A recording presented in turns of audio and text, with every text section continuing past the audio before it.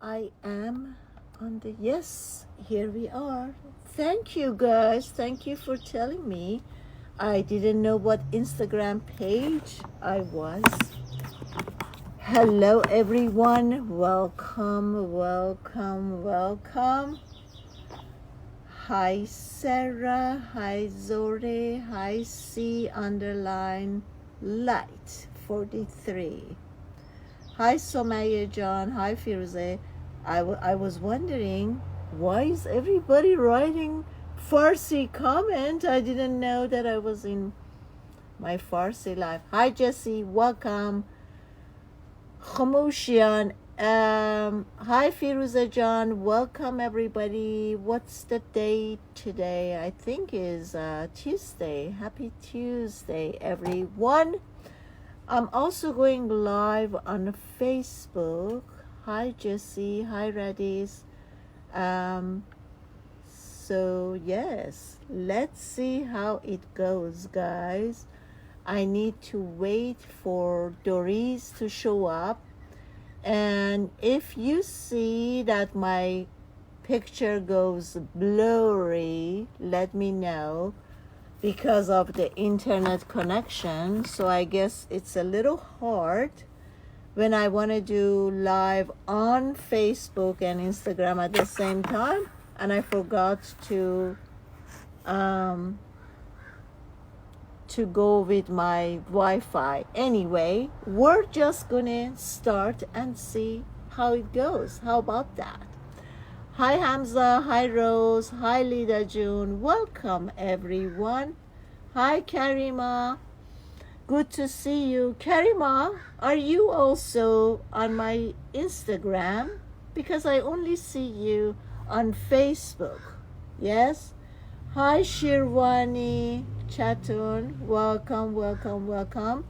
I'm doing a join live today with Dorriz, and she's going to introduce herself once I start the join. Hi Karima. Yes. So, if you guys have issues with see, or you'd like to also see Doris, then join me on Instagram because you can see both of us. Okay, let's see if my guest is here. Is Doris here? Hi Zala, hi Marla, hi Ali, Shirin. Let's see. Okay, I don't see her. There we go. Doris is here. Yes.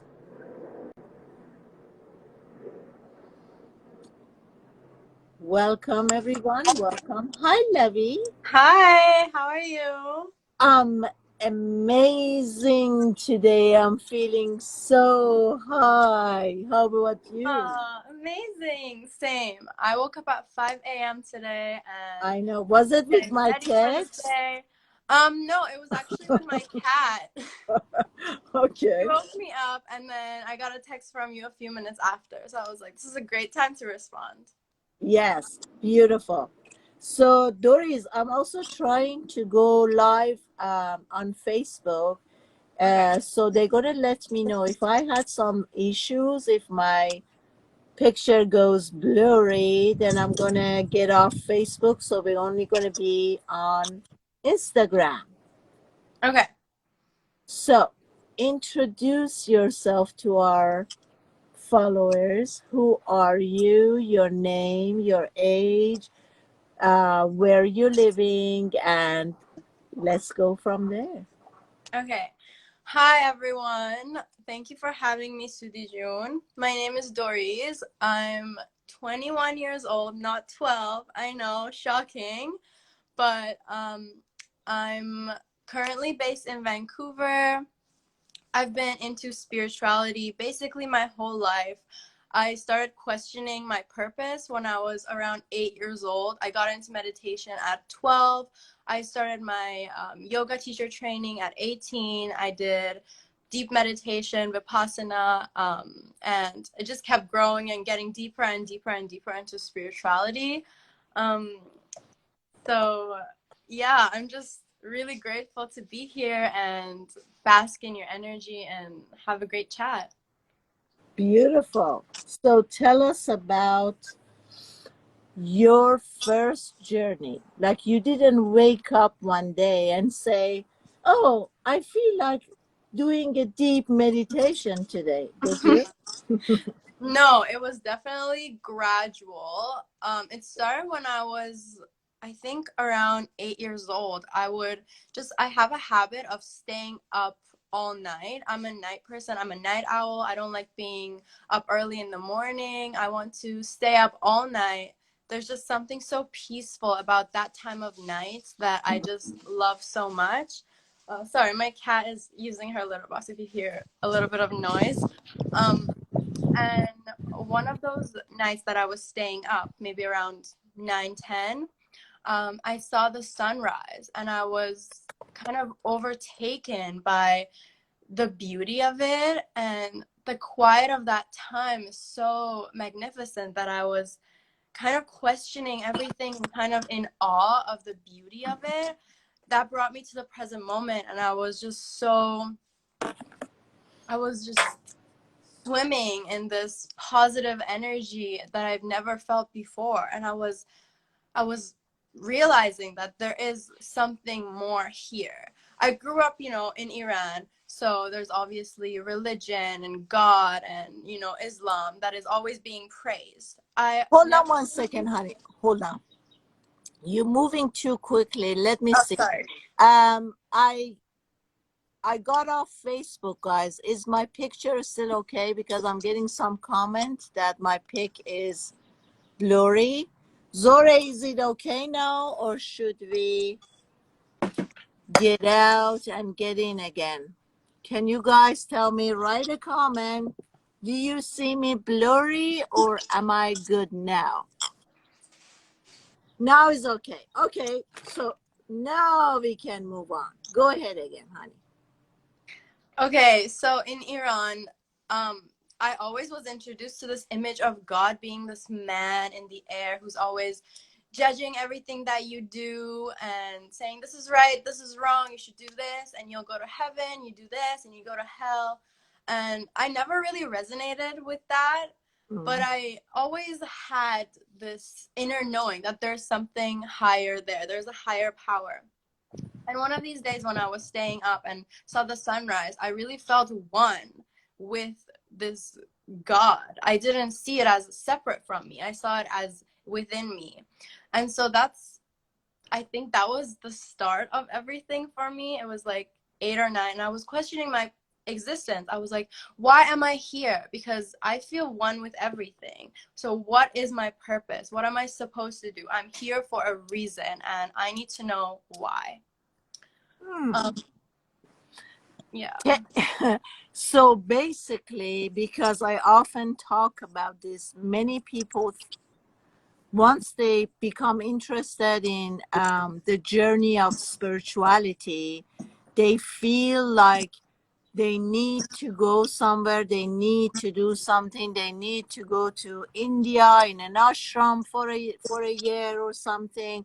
So basically, what I'm hearing you're saying, like me, is just that awakening. It was just instant, and in 1 minute you realize that you're not separated from anything else, and that God, like that, I mean, I was never religious, but anyhow, for many people, that God is something that it, like you said, this male energy who's out there and he's watching, and we got to be scared of him. And we have this judgmental God that is constantly checking us out to see if we're doing everything right or if we're doing it wrong. So that awakening was an instant second of realization that wasn't even connected to anything else. Is that it? Yeah, I would say there were multiple different mini awakenings that together shaped the bigger awakening. So Uh-huh. that was like the start. That was the catalyst. Me staying up all night and feeling this energy at 5 a.m. when the sun was rising. It was just so quiet, and I was just in awe of the energy in the air. I think that time of morning, around 3 to 5 a.m., there's a lot of negative ions in the air. So you're more likely to feel this positive energy, this oneness with the world around you.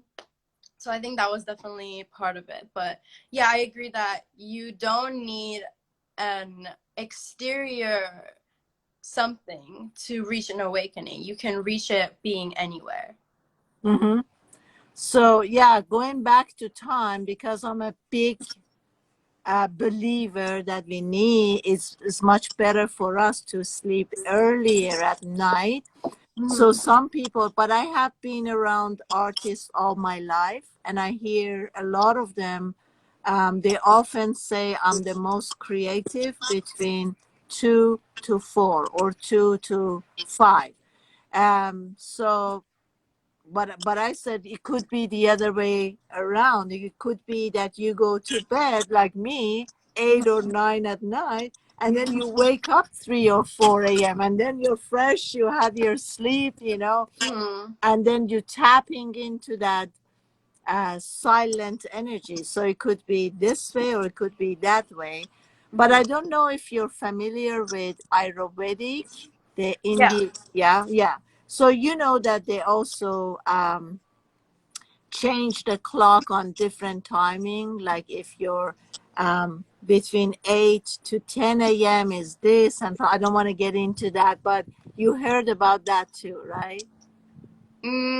Yeah, I'm more familiar with the practices of health, not really with the sleep patterns, but yeah, I know it can be different based on what source you're studying. Yeah, yeah, yeah. So, guys, write us comments and tell us if you have had a sudden experience of awakening or you experience it here and there. Something else, stories that I have experienced is that what happened with a lot of people, they have that aha moment, that instant feeling of awakening, and then they waste rest of their time by comparing what is right now and what was that, and they constantly trying to get back and re-experience that feeling, and oftentimes they forget that if you're looking for something else or a different experience, you're missing being fully present in this moment. And you're comparing what is right now with what happened in that very instinct a day ago or a week ago or a year ago. So, Mhm. what's your thought on that?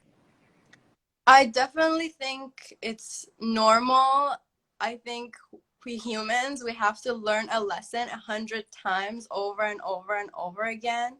So that sudden awakening can feel so magical, and you might go on after and life happens and you get distracted. This comes in the way, this comes in the way. And that can make you feel like you're not in touch with that um, awakening anymore. But truth is, if you're constantly chasing to feel that feeling again, like you said, you're not being present, and it's all part of the journey. I don't think anything, even if you're off your path, you're not on your spiritual path, everything is in divine order. Everything happens in divine timing. So I don't see the point of beating yourself up if you're off your spiritual path or you're forgetting about being present, because everything happens naturally, everything happens on a divine timeline. Mm-hmm. Absolutely. So we're just basically saying that don't look for something, because the minute you look for something, you're just losing being fully present and experiencing what is right now. And also, yeah, Lida is also, she says, very inspiring. Lida is a meditator I know for many, many years. Yes. So oftentimes I say, if you're looking for awakening, or you want to experience liberation, you're separating yourself from it. So I never were after spirituality or becoming awake or anything like that. It wasn't a desire to me. And when it happens in an instant, is what I'm trying to say is, maybe it happened because I wasn't separating myself. I wasn't after it. You know, right now, this has become a trend. It's many years, you know, especially in US. The wave of the East came here, and in US, it's trendy to be spiritual and a hippie, and you know, and so basically, what I'm saying is, if you're separating yourself from awakening, that you're separated. If you think liberation, being liberated, is a state or a place to go and have and achieve, you're making it a to-do list, and you're missing the whole point, because that's not something that is somewhere else outside of you. So I believe that I am awakened. And the minute I tell myself that I know I'm awakened, I am in this energy of knowing. But if I keep saying, I wonder, when am I going to awaken? Am I awakened or not? What do I have to do to become? We're separating ourselves from what it is that we're looking for. Yeah, I agree.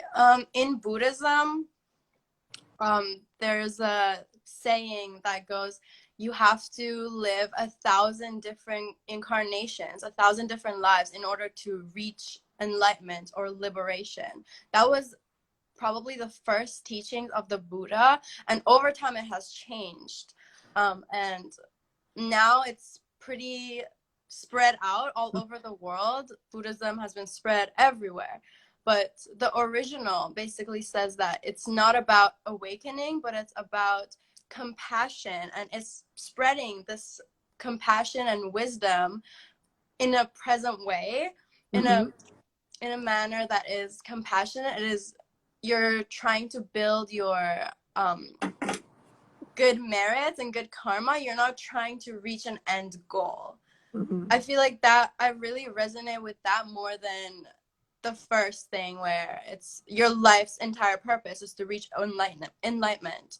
I believe that it's better to have a goal of helping others and being compassionate and living your true purpose, which is experiencing this life.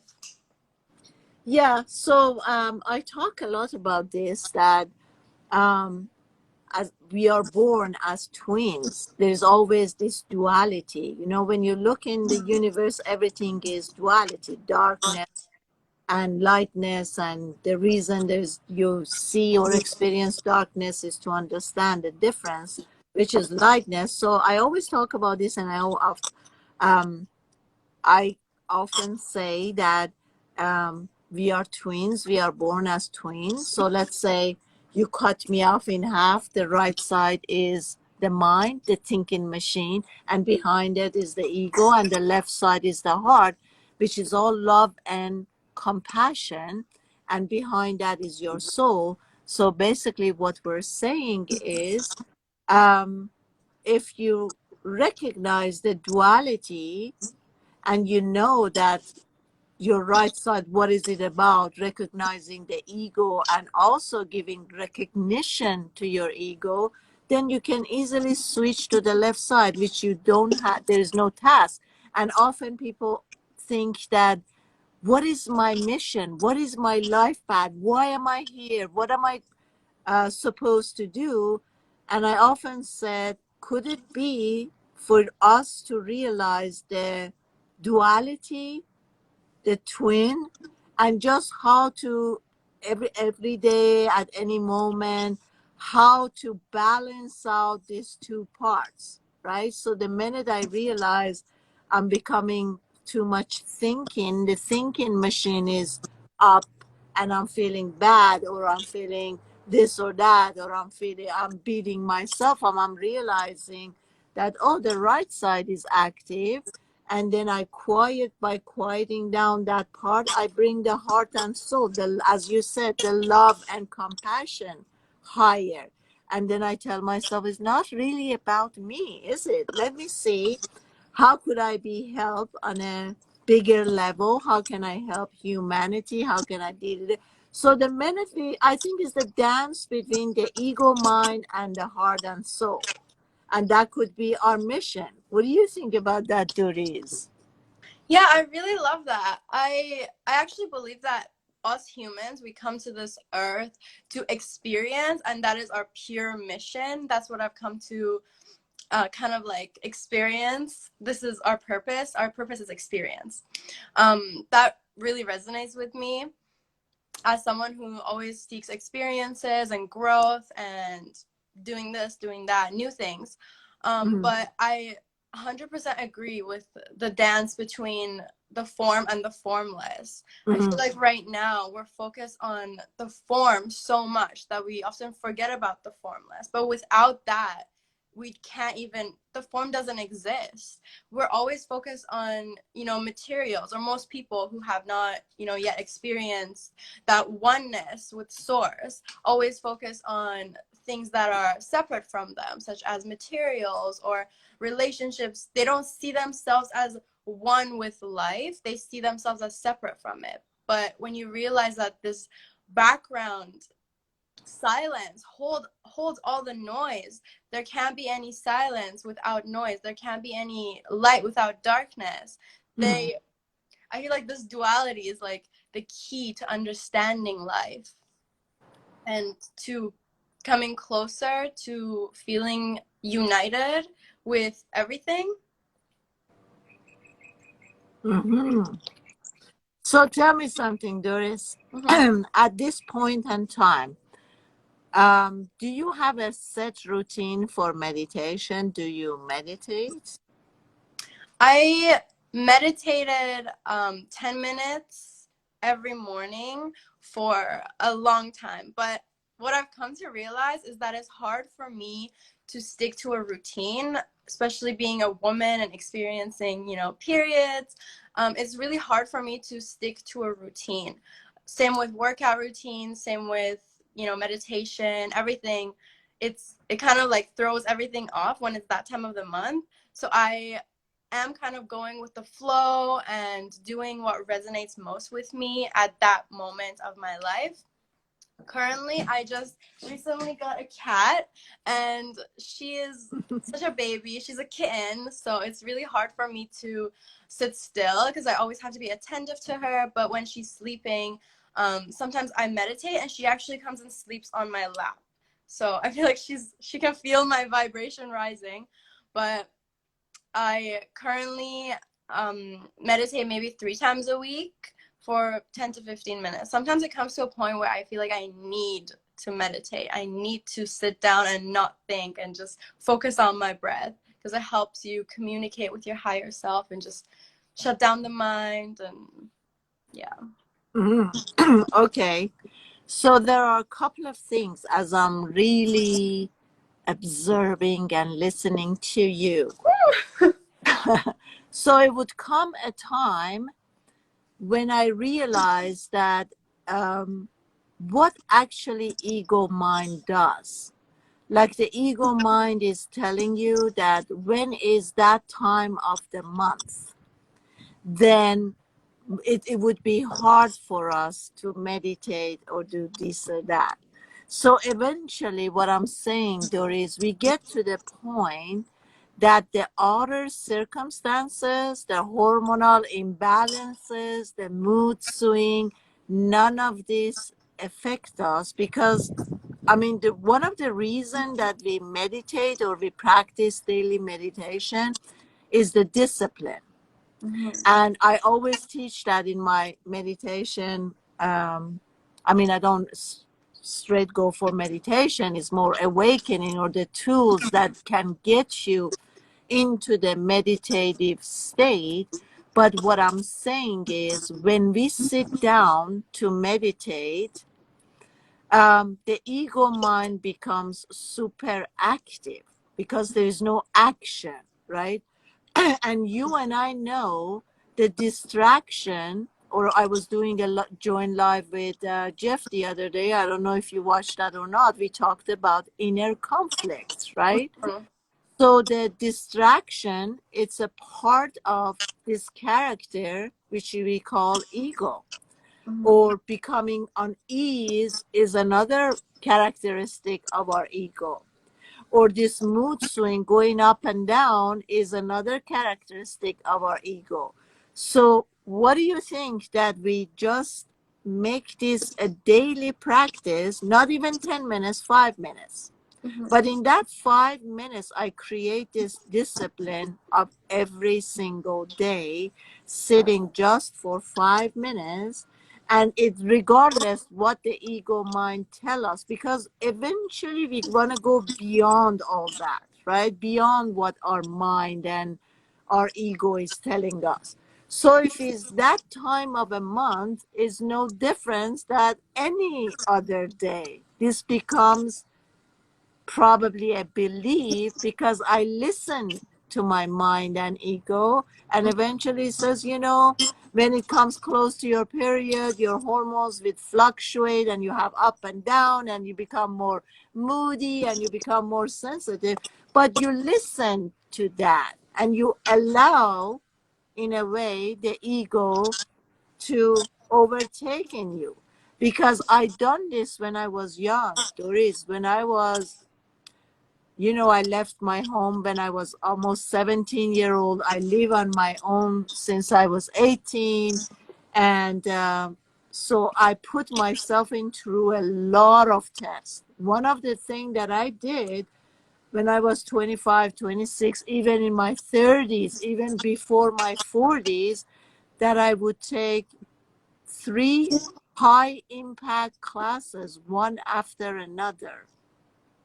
And I wasn't doing that to become fit. I was doing it because when I would take 1 hour class in the 90s, which high impact classes, and most people would drop out, some guys, the first 20 minutes, they would get sick or they would leave the class. I would hold on to the whole hour, and then I would enter the second class. And then I would enter the second class.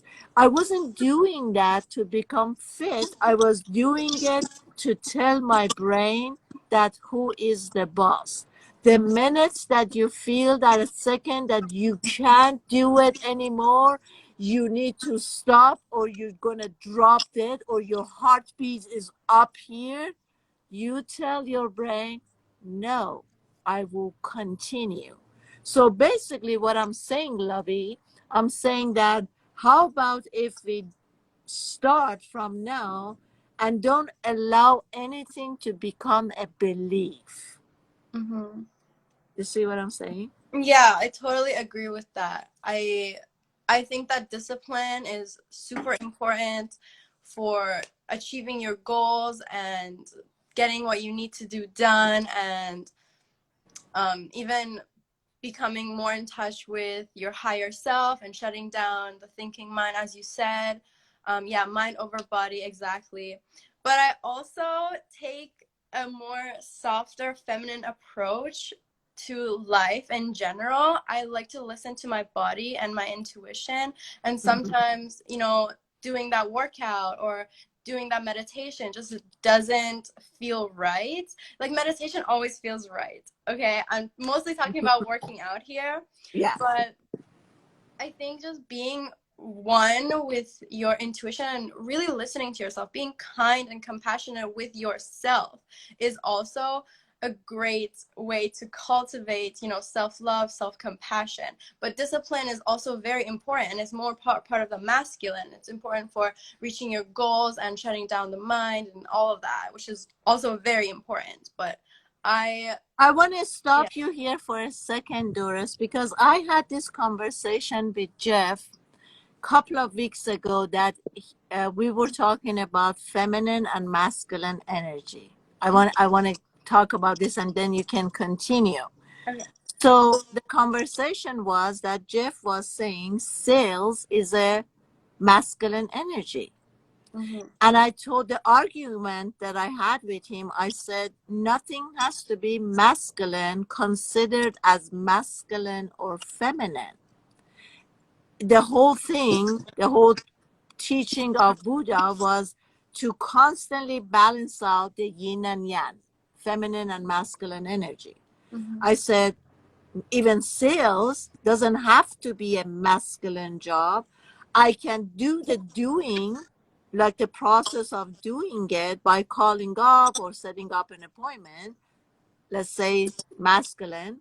But once I reach the goal and I'm trying to make the deal, basically, I'm coming from my feminine energy, from the parts that is loving, that motherly energy, that compassion. So don't make anything masculine or feminine, because right now you're saying that, oh, if I have to do this, the task is masculine. What I'm saying is, I'm saying discipline doesn't have to be masculine or feminine. You can look at it in a feminine way. You can say, oh, if I sit every day for 5 minutes, or if I overcome the thinking mind or thinking machine, that is very feminine. Do you Mm-hmm. see what I'm saying? Because Yeah. what is feminine energy? Feminine is that inner world, is that silence. So maybe doing this type of meditation every day is not a doing thing, it's a being thing. Therefore, it could be feminine yet masculine. That's how it goes. I don't know. That's my opinion. What do you think about that? I think the discussion of feminine and masculine can be tied into the form and the formless of this duality that we're constantly, experiencing and trying to create a balance between. So I think it's important to have a balance of both. So being and doing. If being feels better in one moment, then maybe you should just be. If doing feels better in one moment, then maybe you should do. So I'm a big believer in tuning in to yourself, and in this moment asking yourself, is this what I need to do? And Mhm. listening to that voice inside you. Mhm. So that's a great point, that I'm constantly in tune with my body, and Mm-hmm. I'm listening to the awareness of the body is telling me you're pushing too hard, or you need to take a break, or you need to sleep more, or no, I have done too much, I don't want to do it again. For instance, yesterday I was going to get a massage, and I walked maybe about almost 2 hours to get to the massage place while I'm talking, different conversation with different people. And then when I was coming back, I wanted to keep pushing it for another 2 hours. Mm-hmm. And then my body said, you know what? You just got a massage, and maybe it's not the best thing to push yourself for another power walk. So Mm-hmm. I listened, like you said, I listened to my body. I said, okay, maybe I just walk half the way and slower, and then I take a car or something to finish up this thing. So that's perfect when we are listening to our body. So let's move on. Let's move on and talk about tarot, because I know my followers are very interested. How Mm-hmm. did you get into tarot? Tarot. I think I've been really into watching pick a card readings on YouTube. Those were like one of my favorite things to do. Um, I was always into astrology, so I would, read horoscopes. And now I don't really believe in horoscopes because I think they're just too general and they apply to everyone. I believe in looking at like more of the celestial bodies as a whole and the planets instead of just like focusing on the signs. Mhm. But I was always really into astrology, and tarot felt like bringing astrology into like your control a little bit. And I bought my first deck and I started doing readings with my friend who is also a water sign. She's a Pisces. So we were both very like intuitive and very like What's your sign, Dorriz? Cancer. Cancer. Oh my God, another Cancerian. Don't tell me. What's The best sign. Huh? Cancer's the best sign. No. Cancerians are the most emotional. Let's have some judgment on Cancerians now. I dealt with a lot of Cancerians. Yeah. Emotional, up and down, and erratically emotionally. Oh my goodness. Okay. So what day? What day is it? July 2nd. Are you kidding me? I have exactly Julian. A lot of them, they know Julian. Julian is July 2nd. Oh my goodness. Okay. No, I'm just We kidding. love Julian then. Oh yeah. Oh yeah. Here's the deal. The first guy that I ever fell in love, Eric, that he sent me our pictures together from 30 some years ago.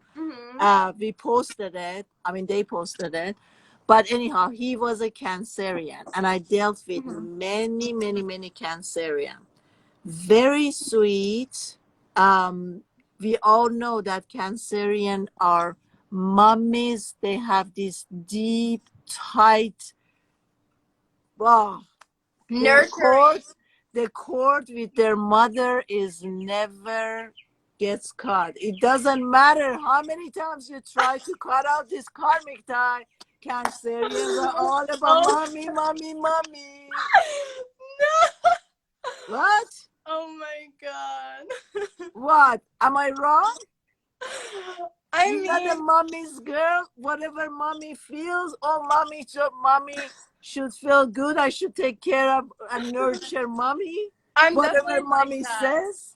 I'm definitely like that. I see my mom as my queen, but my sister is also Cancer. No kidding. And just you. She's different. It's a different story. Okay. Yeah. All right. So, July 2nd. Now I shall remember that. Okay.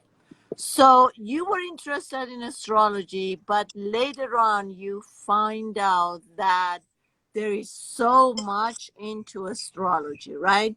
I taught astrology course, which I have to call it a mini course because astrology is so deep. The more you get into it, the deeper you need to go. So I taught Western astrology and Vedic astrology. Which one are you following? I think I'm more with Western. Okay. You know the difference, Western and Vedic?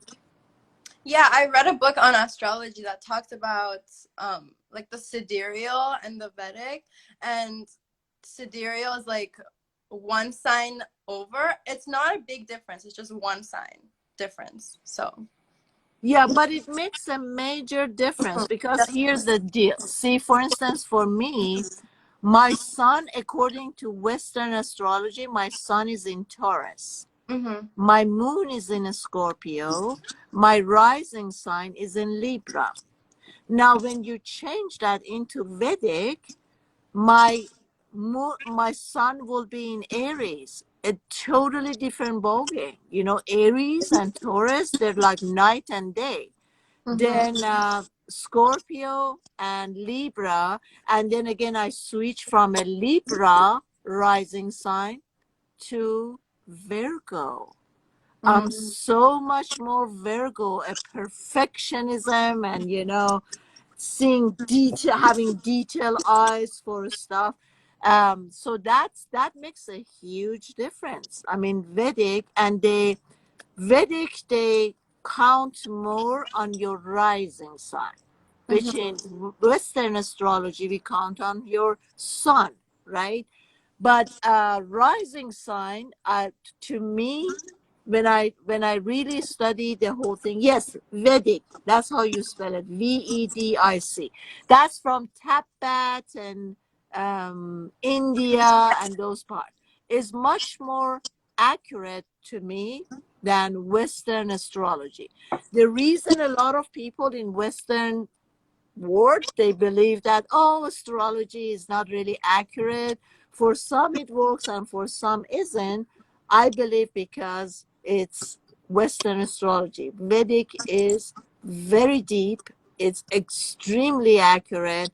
And Indian people and Tibetan, I mean, that's how this is, the whole astrology and this stuff, uh, from many, many years ago, they were amazing astrologer. Also from Iran, Yeah, you I was know. actually gonna say Iran was the origin of astrology. Yep, yeah. So we had great astrologists and astronomies from the beginning of time. But that's why you're right. I mean, I when I read charts, I used to read so many charts because few years ago when I was teaching the astrology and numerology course, we used to get um, a lot of people. They wanted to have me read it, and it was taking so much time because I had to go through the whole chart. They would pull the chart for me according to the time that they were born, and also, as you know, if you're a 3 a.m. born, the energy is so different. And Mhm. for me, I'm 3:30 p.m. So it's a whole different energy, morning or night, or middays. And so anyhow, according to where the sun is, the time that you're born, it just makes a huge difference.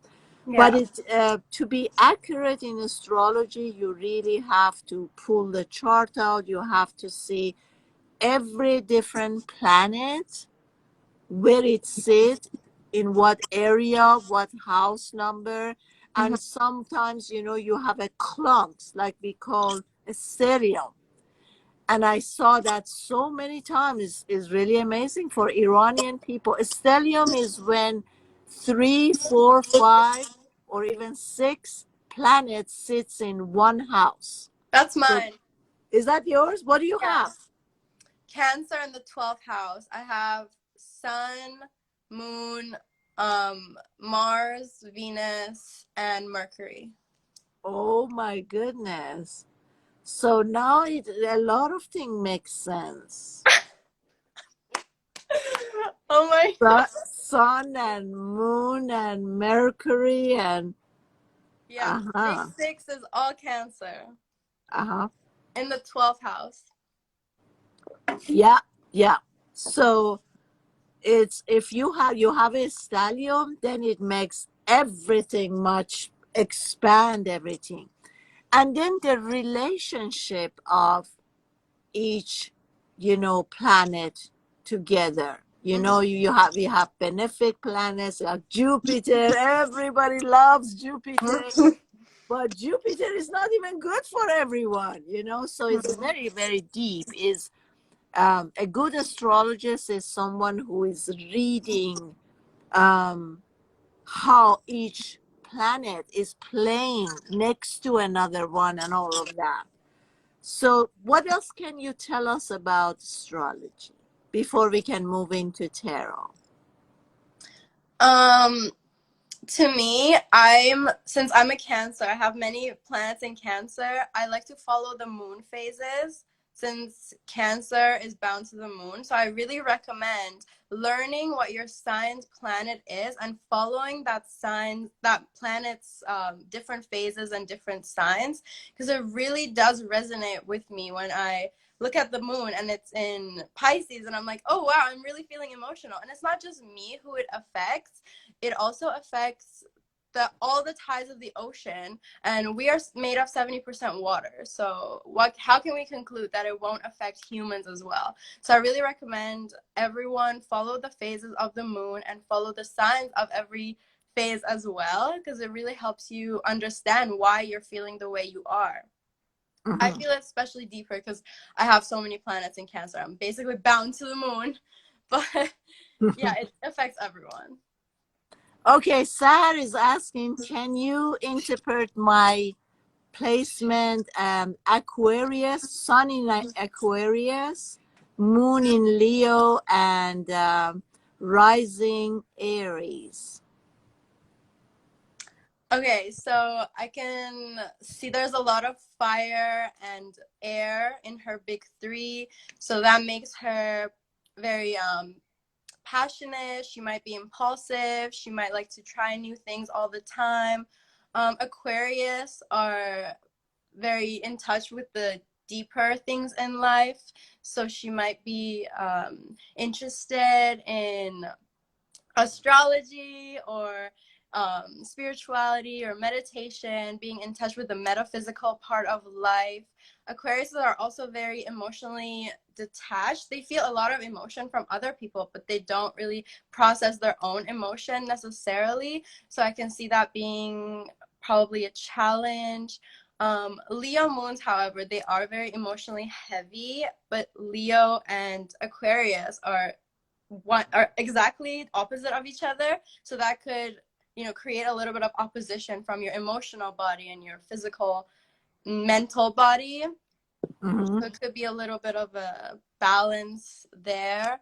And Aries rising, passionate, impulsive, independent.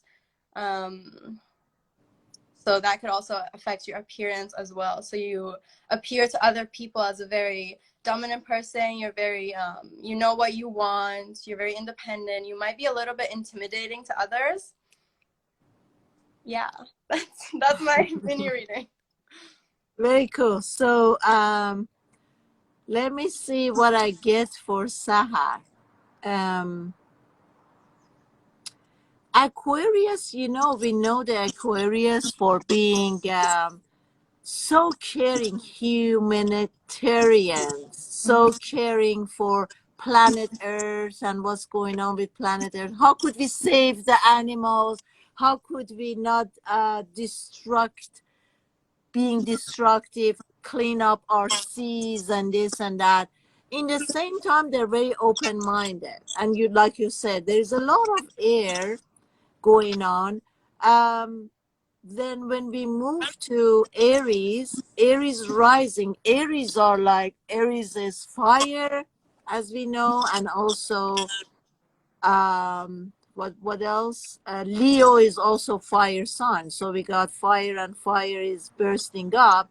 But Leos are very much, Leos love to be a teacher. And we see many professors, teachers, writers, a lot of screenwriters. They're very lovely, but they want to force everyone to coach them.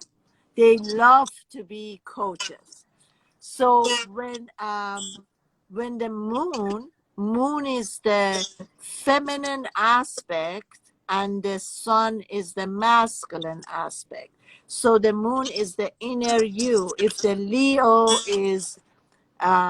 moon is in Leo, now instead of you being so outgoing, willingly giving out information, wanting to become a teacher, you tuning in first. You don't want to just be so pushy with coaching other people. You have a feeling that first I have to integrate what I'm learning. First, I have to find myself and see what I'm going to teach or whatever I'm going to coach. Uh, Doris John, I have a background sound. Are you wearing a mic because you hear my voice? Let's I try that. hear your voice fine. Yeah, but I'm getting an echo. Now it's fine. Okay. Now we're better. So you want to internal your information, your knowledge first, and then bring it out and giving it to the crowd.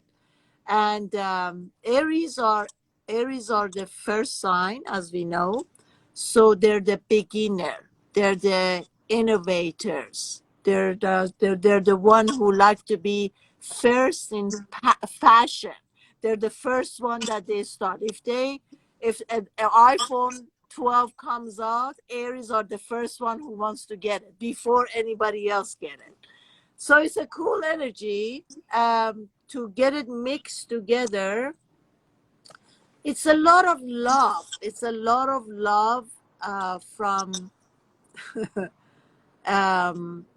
because you love to take care of the earth, and you're really caring for the well-being of planet earth, and it's kind of sometimes you're facing this pull and push because Aries wants to push. Aries wants to move. It's the movement. Is the more the planet of Aries is Mars, is the soldier who wants to move and who wants to do things. But then again, your moon in Leo, as I said, is going to quiet you down because the urge comes from the Aries, the Mars, the Martian that we have to move. But the Leo moon is saying, let's internal all this thing first and then we move. And then if you add the Aquarius, let's see if whatever we're going to do is going to help humanity, is good for the nature, is good for all animals. So that's very quick things to say about this. Let's move on. Does it really affect your daily life decision? What do you think? Asking me? Yeah. Oh, I think that you take control over your own life, but I do believe the energies in the sky affect us heavily. If we look up at the sky, we see the stars. Sometimes we can even see the planets.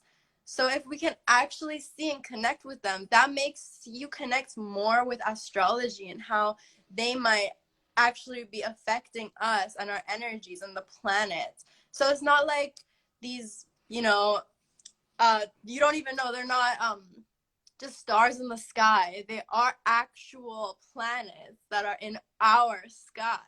So I feel like most people feel astrology is fake because it's just, arbitrary. What even is the planet? What is Aries? What is Chiron? What is, Jupiter? What are these planets? They don't really mean anything. But when you actually connect with the sky and you see that these stars actually exist in our universe, then you can kind of connect with it more. Mm-hmm. See that, yes, it can, because we're all one and we're all experiencing this collectively. So when you tap into that, then it can be easier to connect with the planets and astrology. Yeah.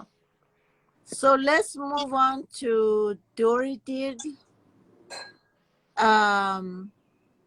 Sun in Cancer, Moon in Aries, Virgo rising sign. Okay, so with the sun in Cancer, you're pretty emotional. With the Aries moon, this emotion is aggressive. So I feel that with the sun being really emotional, you get hurt easily, or you might be a little bit sensitive, and then your emotions are aggressive with the Aries. So you feel it a little So bit. in a way, we say, there's an expression, we say you're wearing your emotion on your sleeves. Mm-hmm. Yeah, that's perfect. That's perfect. And then the Virgo rising, you like everything to be in order. You like to be in control most of the time. You might not like, losing control in. Perfectionism is really being lived by Virgos. Exactly. You like to know exactly what is going on. Perfectionist. Actually, I know a lot of Virgos who are not perfectionists as well. Really? Mm-hmm. But yeah, it's kind of a dominant energy. And you're pretty organized. You like to have everything together.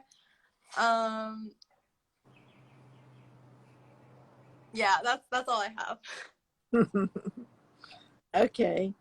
Well, let's keep this in consideration, that what you guys are telling us, this is according to Western astrology. Mm-hmm.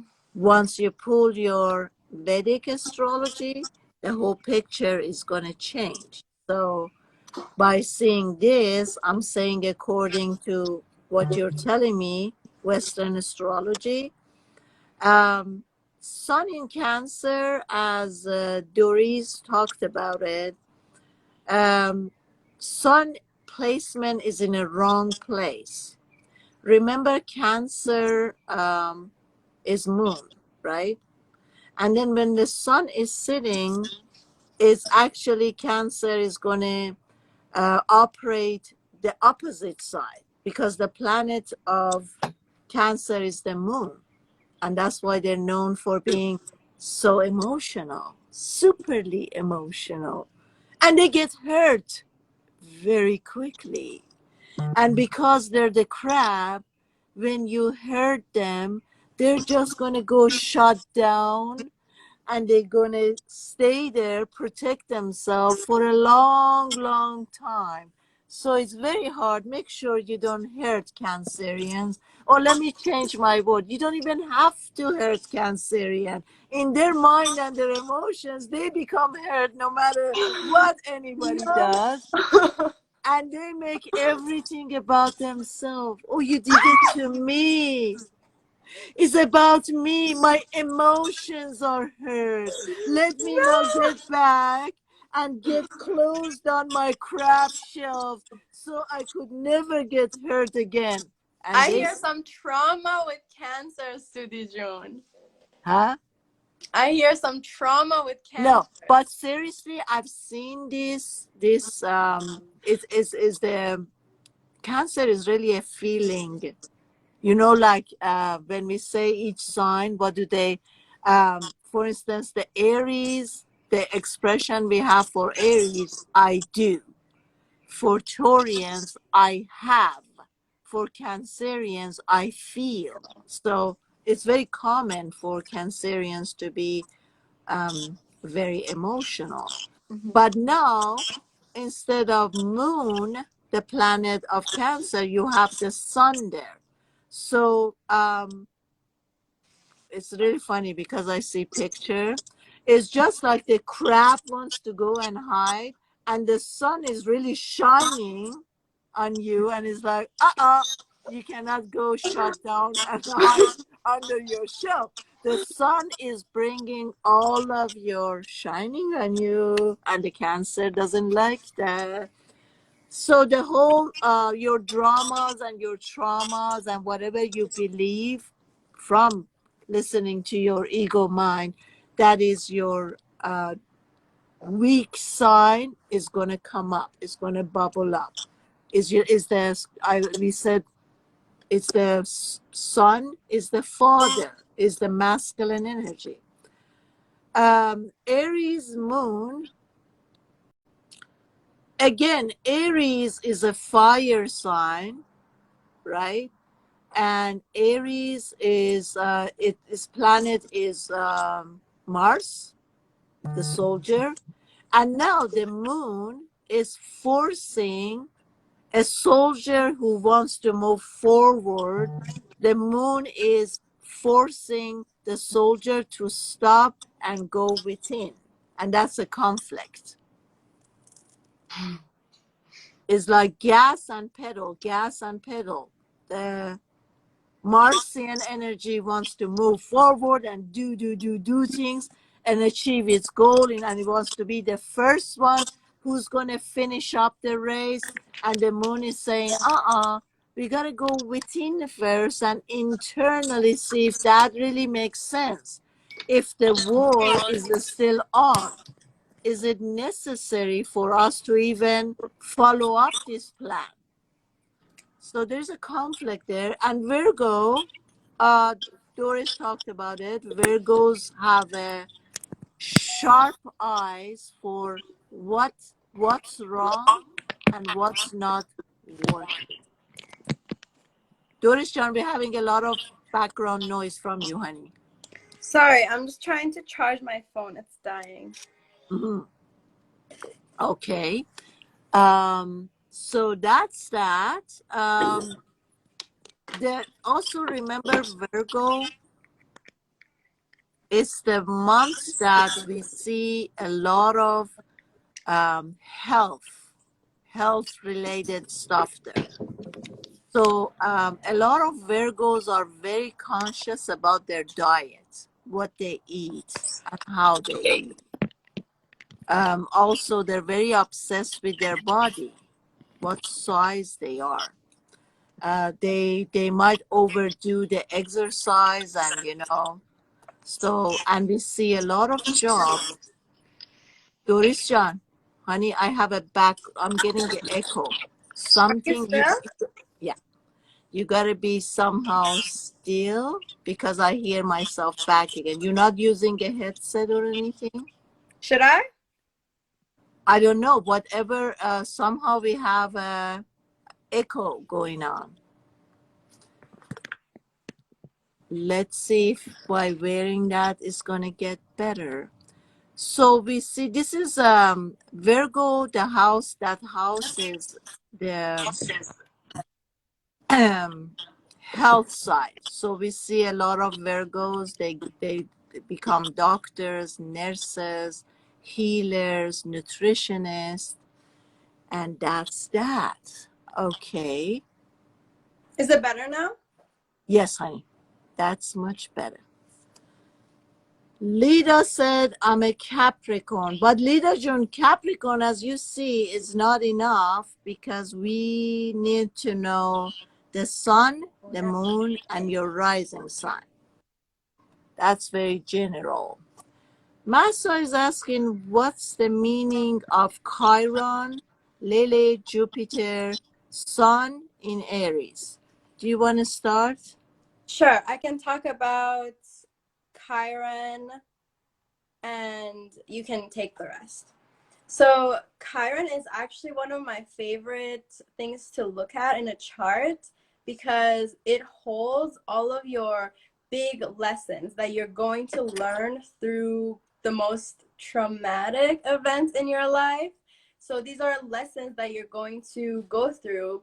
Some people say it holds your karma, that is going to help you transform and become one with source and go through an awakening, basically. So this is what you look at when you want to see the way that you need to heal and the way you need to go through hardships in your life in order to go through your karma. So if you have a Chiron falling in the sign of, let's say, Sagittarius, because I think that's what mine is, I learned a lot through travel, and a lot of things happens when I'm out there and experiencing new things. And Sagittarius is a sign that is all about freedom and being out there and experiencing new things. And I feel like that's how I relate my Chiron to my sign. It's very like every time I'm out doing something, that's when it hits me like a truck that this is something that I need to, transform, and I need to heal myself, basically. Mm-hmm. Okay, yeah. I call Chiron a wounded healer. Mm-hmm. Wounded Yeah. healer, meaning that wherever Chiron sits in whichever house, you have some healings to do in that area. So, but basically, I'm not sure because Saturn is the planet of karma. We know Saturn as a big planet of karma. Mm-hmm. And Saturn is the hard teacher. I often tell my student, I said, they said, you're Jupiter. I said, I'm more like Saturn because Mm-hmm. when you work with me, you get to the depth of your lessons and you cannot easily pass. You have to really do it right. You have to have the passion to stay on this class and do regular things day after day. So Saturn is the karmic planet, and Chiron is the wounded healer where you need to get healed. Mm-hmm. Now you have Jupiter is one of the biggest planet that is connected to spirituality. Okay, so Jupiter is for Sagittarius. Sagittarius is a sign that is, we see a lot of healers. Sagittarians are big time into philosophy, religion, healing, and they're very spontaneous. They move very quickly. They change their where they live. So Jupiter is the planet for Sagittarius, awakening. It's a lot with Sag and healers and all that. So wherever Jupiter sits, it expands, it makes it bigger.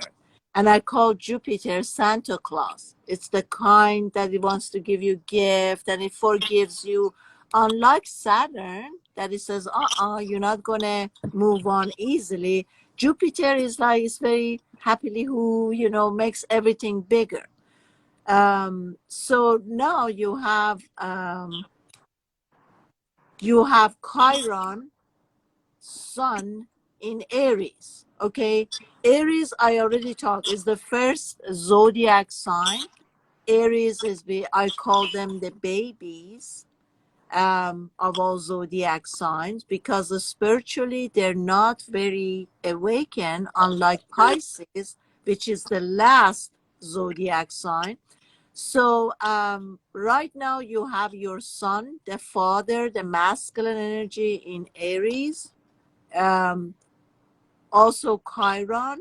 So we got to see what is the first house for Aries. Aries are, like I said, they're not very spiritually awakened because they're babies of the zodiac. They have to toe their feet into the water to see who am I, what is all this thing means. So now Chiron is there. That means you're going to have a tough time growing up spiritually, emotionally, and mentally, because the Chiron is going to tell you you're not the center of attention as you think, because Aries, like, I'm the center of attention. Here I am. Everybody, look at me, notice me, right? So the Chiron is saying, we need some healing to do here. And also Jupiter is going to expand that, meaning the awakening is expanded, is the most important thing for you. So that's briefly that. Hey guys, Dorsa, we got a lot of comments coming in and we don't have more than few minutes. So what's my favorite sign? Of course, Taurian. What do you think? What kind of question is that? Every astrologer loves Taurians because you know why the majority of astrologers, they say they love Taurians? Is Why? because, huh? Why? Dorriz, why? Why do they love Taurians? Because they are the most grounded sign, most grounded of all zodiacs, and still with earth sign. They're very rooted, they're very grounded, they help everyone else to be grounded around them. You feel this comfort, this nourishing Mother Earth feeling around them. They're the best friends, so you can always go with a Taurian and start telling about your life story and cry about it, and they're always there. They're extremely faithful. So they're faithful beyond, I mean, way, way, way too much. So this is basically what people like Taurians, is the more earthy groundedness, and they're very much, second house is all about stability, is about self-love, about worthiness, is about beauty. Their planet is Venus. Venus is all about beauty, creativity, self-love, acceptance. So that's a huge Chiron and Virgo. Chiron and Virgo. Chiron and Virgo, honey, I told you, the majority of Virgos are perfectionists. I did a show about perfectionism maybe 12, 13 years ago. It's on YouTube. You can look that up. And I said, perfectionism is the surface, what you see or what I have experienced. When you look at the root cause is I am not enough or I'm not good enough. So that's the root cause that makes me or makes you to become a perfectionist. We always have to get better. So we constantly on a run. Whatever we do is never enough. It could be better. And we have that detailed eyes for what's not working. So if Chiron is there, you got to heal that.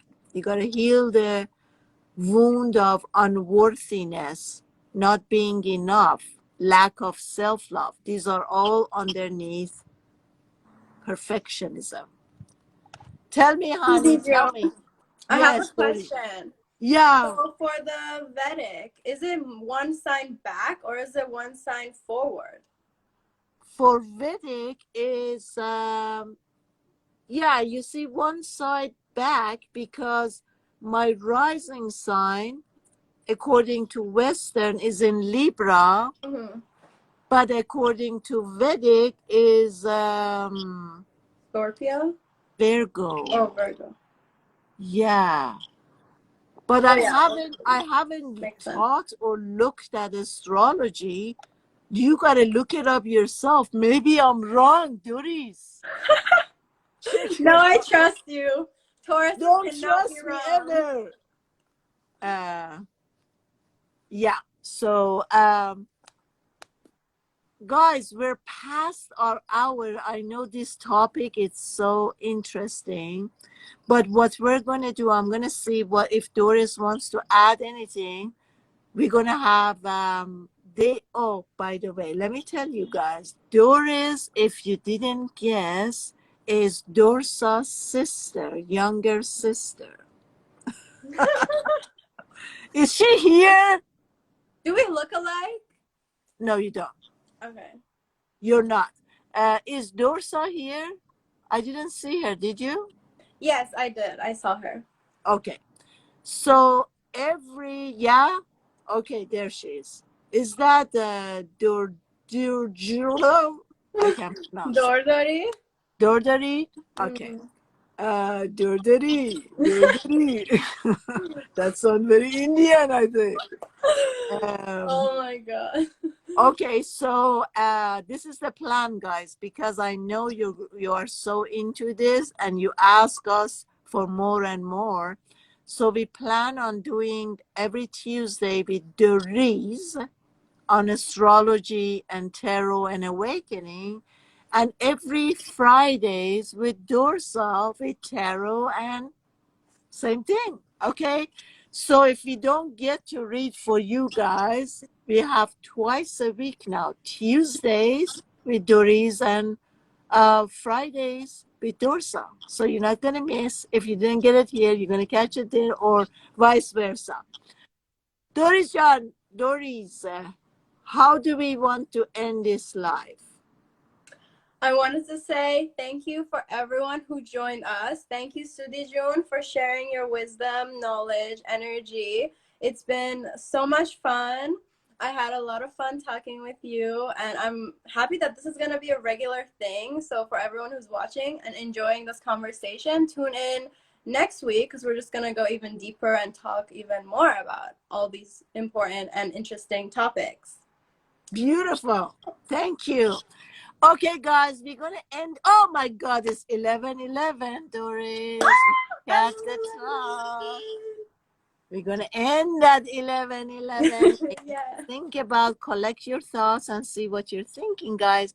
Okay, so we'll see you. What's my next live? Thursday at 10 a.m. with Anna Marie or 11.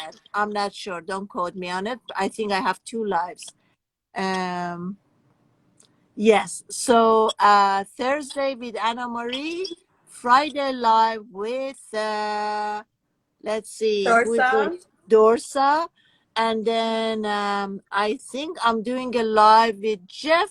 I'm not sure. We gotta look it up. Is our weeks are filling up very quickly.